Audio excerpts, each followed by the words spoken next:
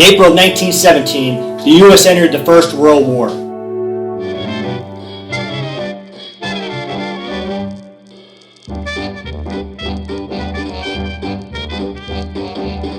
When troops, led by General John Pershing, arrived in France, they quickly realized the communications infrastructure was not the same as it was in America. In order to fight a war spanning hundreds of miles across Europe, they needed a state-of-the-art communications system. But while the all-male Signal Corps soldiers were capable of running the hundreds of miles of telephone line, neither they nor the local French telephone operators were skilled enough to handle the increasing number of calls necessary to keep Allied troops connected. So the Army placed an ad in American newspapers seeking volunteers with experience in this nearly all-female occupation. To qualify, telephone operators would have to be fluent in both English and French, as well as capable of handling a large number of calls from often chaotic and incredibly noisy battlefields. Within a few months, the War Department received applications from more than 7,000 women anxious to support the war effort. Because of her experience as a chief operator at Bell Telephone, Mrs. Grace Banker was selected to lead the first unit, which shipped out of Hoboken, New Jersey in early 1918. The women arrived in Europe and sent to various locations throughout France and England.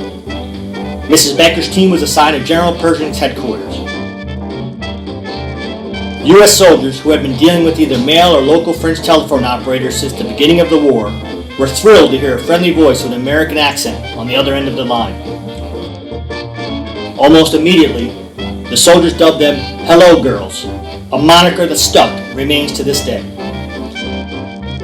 As troops began to see more and more action, these women worked increasingly long hours, often within range of German artillery and under combat conditions. During one battle in which a building that housed one of the telephone exchanges caught fire, the women refused to evacuate. They kept working until the fire got so bad that officers threatened them with a court-martial until they obeyed. Once the fire was out, these brave operators returned to their post and continued patching calls from their damaged and smoke-filled stations. At the end of the war, Grace Banker was awarded the Distinguished Service Medal, an award that she proudly accepted on behalf of her team, which by war's end totaled over 200 women.